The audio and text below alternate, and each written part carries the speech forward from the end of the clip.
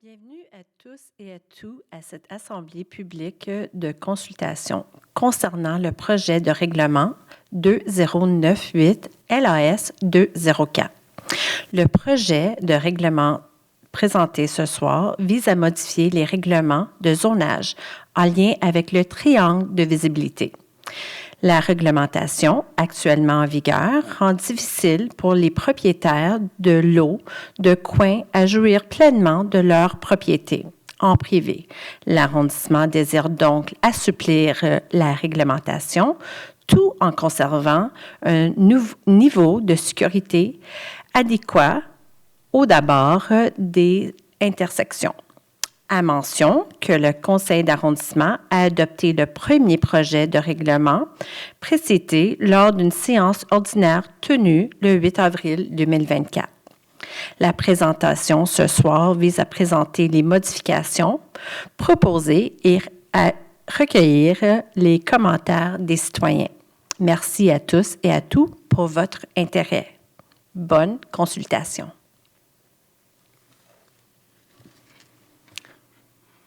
Bonsoir. Donc, pour le triangle de visibilité, la présentation de ce soir, on va revenir sur le contexte des modifications réglementaires, les objectifs des modifications réglementaires, les modifications comme telles. Par la suite, on va passer au calendrier d'adoption et on va terminer avec ce qui concerne l'approbation référendaire. Donc, au niveau du contexte réglementaire, le triangle de visibilité vise cet espace imaginaire qu'on trace en prolongeant les limites de la rue. Et cet élément est encadré dans notre règlement de zonage pour différentes raisons qui concernent principalement la sécurité. Donc, les éléments qu'on vient encadrer sont la longueur des côtés du triangle et la hauteur des éléments qui peuvent se retrouver dans le triangle de visibilité.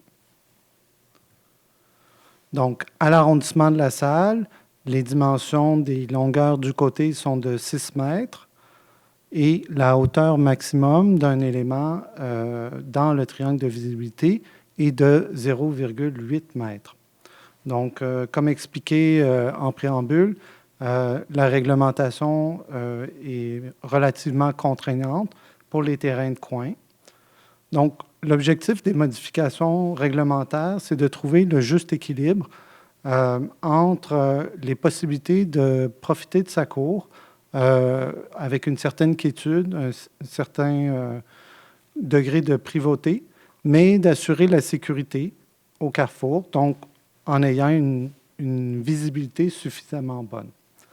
Donc, on s'est basé principalement sur la revue de la réglementation en vigueur à travers les arrondissements et villes dans la grande région de Montréal, ainsi que sur les habitudes de stationnement sur rue.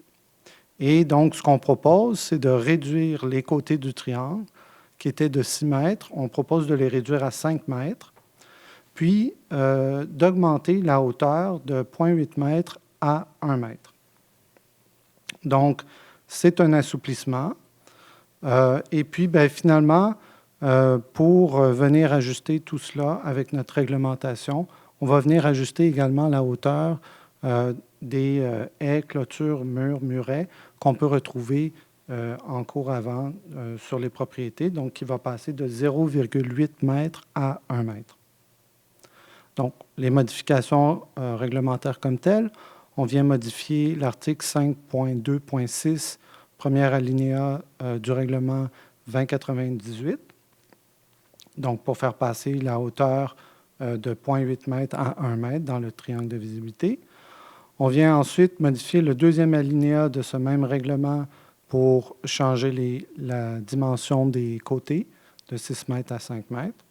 On vient remplacer également l'image pour indiquer comment est calculé les dimensions du triangle de visibilité. Et puis finalement, on vient modifier l'article 5.5.7.3 pour venir augmenter la hauteur maximale des haies et clôtures murets en cour avant. Donc, il passe de 0,8 à 1 mètre. Au niveau du calendrier d'adoption, donc l'avis de motion et l'adoption du premier projet a eu lieu le 8 avril dernier. Ce soir, on fait l'assemblée publique. Par la suite, le règlement serait adopté le 6 mai. Donc, ça permettrait une entrée en vigueur quelque part autour du mois de mai 2024. Au niveau de l'approbation référendaire, eh bien, les modifications proposées ne sont pas susceptibles d'approbation référendaire par les personnes habiles à voter. Donc, à ce stade-ci, si jamais il y a des questions, ça va nous faire plaisir d'y répondre. Merci.